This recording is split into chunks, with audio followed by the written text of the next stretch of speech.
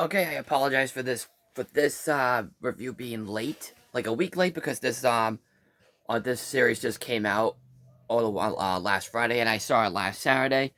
Wait, and I really had to think about it. But let's talk about the Cuphead Show, season one. Um, when I heard that they announced, actually, before I talk about that, I will just talk about what I thought about the game, and I'm trying my best to actually beat that game because it is so brutal. Like it's one of the hottest games I've ever played. Right, so I need time to like actually beat it, but I see why people love it. But when I heard they were making a cartoon show out of it, when I was actually pretty excited, and they announced it like a few years ago, and this took like a long time for it to be developed. So I have seen like storyboards and on unfinished animation on at first, and then when I saw the trailer, that got me really excited.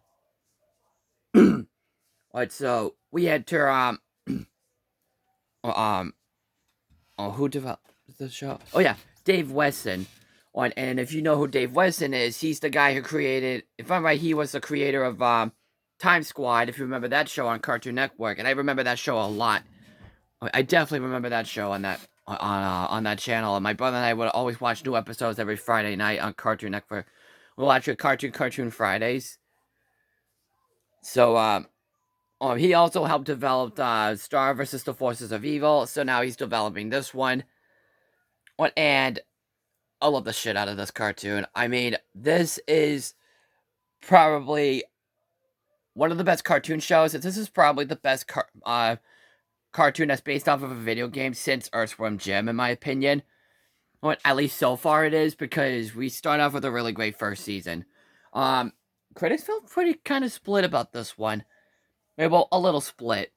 I'm not sure why, because right now it's at 64% of Rotten Tomatoes. But the audience seem to really enjoy it.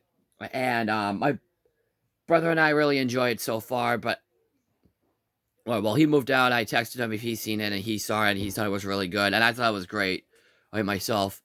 So, there's a ton of good things about this show so far, or honestly, and I really can't wait for like a second season if they do announce it. Um, we already know the story. Cuphead and Mughead are the troublemaking people, and when the first episode starts off when they go to the carnival, and when Cuphead was about to lose his soul to the devil. And now the devil really wants to basically capture his soul. But in the game, it's just basically both Cuphead and Mugman that their souls were about to be taken by the devil, and if they stop those bosses, he would let them go. So, basically, it's just basically switched around to be something that's more story based and episodic, like something like Gargoyles or other cartoon shows that would do something like that as well, or maybe like Ed and Eddie for that matter. Oh, note to self: review Ed and Eddie. Sorry.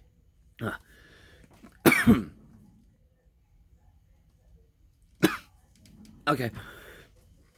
So so basically the main focus is definitely on Cuphead and Mugman. Well, just try to avoid the devil from taking Cuphead's his soul. But along the way, we do come across a few of the bosses from the show. Well, no, from the game, I mean. Like the two frogs.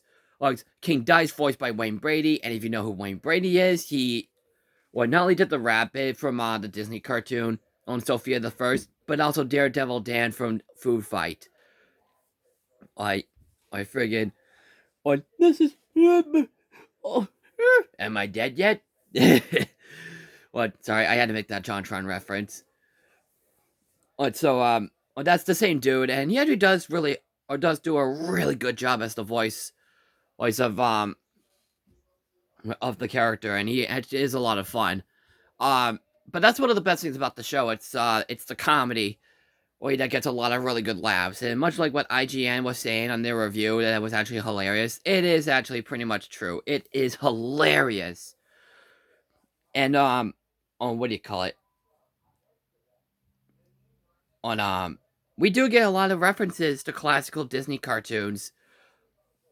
And other cartoon shows out there, like the depth of all all like referencing the Grinch and on what do you call it? Mugman, which I actually noticed, actually referenced a few Disney cartoons in one of the haunted episodes, like the scene where um Ichabod from the Legend of Sleepy Hollow was like riding the horse and he's like looking around, he's like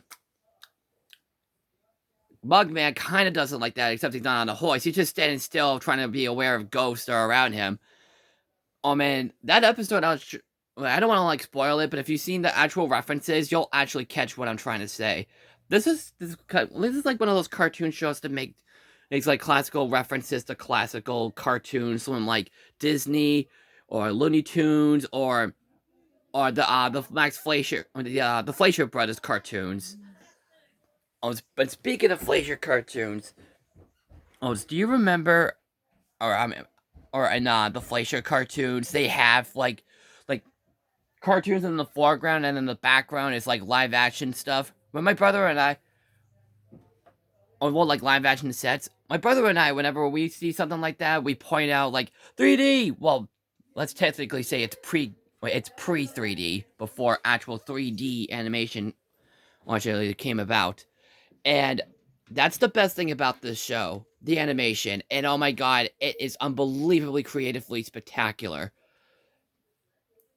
Uh, They use the background, the live action backgrounds unbelievably clever. There's a scene where, or the devil, which I definitely should talk about him next, because he's one of the best things in the show, and he like, got so disappointed by King Dice for failing to give him a Cuphead soul. He possesses him with his pitchfork, and the camera moves around with the live action part and moves around with the animation on the characters, and oh my god, it is some of the best I've ever seen in anything ever. Or that kind of creativity is so spectacular, and I hope they do that in more episodes in the future.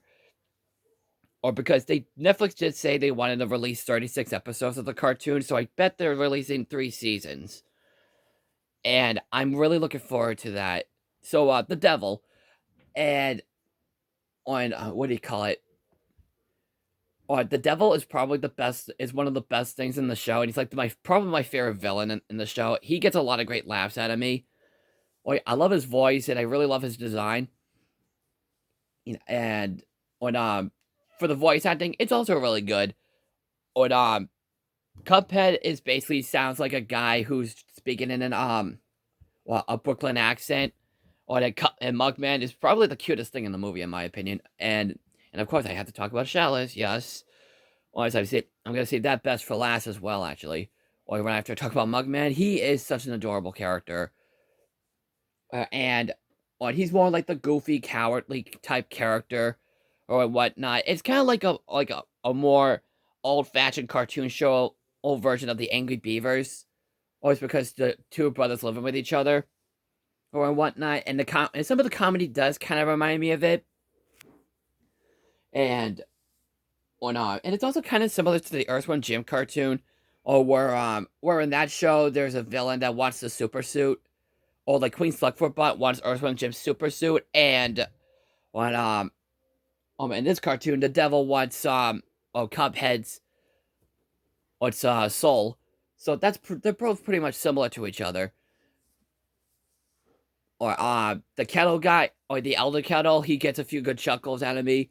Or I can't tell who voiced him, and the other two, but the one I do truly, well, aside from Wayne Brady that I know as well, but the one I truly know the most, and definitely one of the other cutest things, at least in the show, is Miss Chalice, voiced by Greg Griffin. Wait, well, actually, I should say Greg Delisle. And when I heard that she was going to do the voice, and you probably already know that I'm a massively big fan of Greg Delisle as a voice actress. She, along with Jodie Benson and Tara Strong, my favorite voice actors ever. She knows the perfect combination when it comes to being adorable, beautiful, and hilarious. And on Chalice is such an adorable character. But the only downside is that you only do see her in the final episode of the first season. Well, that's kind of a spoiler there, but we already know about what she really is. So I don't want to give out too much away, and I'm just going to say right now, I really love this cartoon so far. This could definitely be one of the best cartoons, and I definitely say is as good as Earthworm Jim. So if you haven't seen the show yet, I really recommend you watching it off Netflix, because that's where you are going to basically find it. So hopefully they make a second season. If you have seen the show, what have you seen? What if you think of it? Comment below. Follow me on Twitter, Facebook, and Instagram. And I'm the Bostonian Critic, and I will see you later. Take care.